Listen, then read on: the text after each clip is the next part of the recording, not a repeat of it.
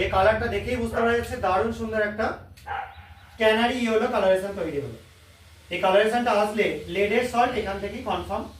এখানে lead chromate তৈরি হচ্ছে, PbCrO4 এই কম্পাউন্ডটা তৈরি হচ্ছে, যার জন্য এরকম পুরোপুরি ইয়েলিশ একটা কালারেশন তৈরি হয়ে যাচ্ছে। এবং এটা হয়ে গেলে লেডের আর কোনো পরবর্তী টেস্ট করতে হবে না। তবুও আমি আরেকটা টেস্ট করে দেখিয়ে দিচ্ছি, যেটা থেকে লেডকে আরো ভালো মতো ভাবে কনফার্ম করা যায়। আরেকটা জায়গাতে যে স্যাম্পল রয়েছে তার মধ্যে পটাশিয়াম আয়োডাইড যোগ করে দেয়। এখানে আমরা KI সলিউশন যোগ করছি, এটা NaI দিলেও চলবে, একই ব্যাপার হবে। ঠিক আছে, আর একটু যোগ কর, এটা ডিজলভ হয়ে যাবে।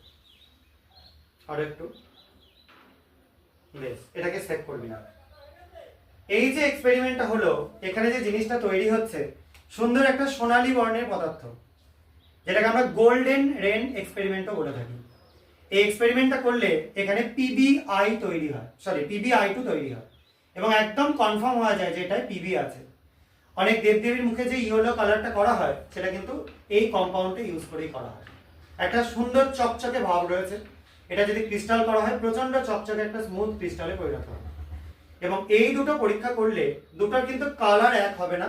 ব্যাকগ্রাউন্ডটা একটু ধর, ব্যাক সাইডে সাদা রংটা, দুটোর কালার দেখো বন্ধুরা একটু কিন্তু আলাদা আছে। একটা একটু লাইট ইয়েলো ক্যানারি ইয়েলো, একটা ডিপ ইয়েলো।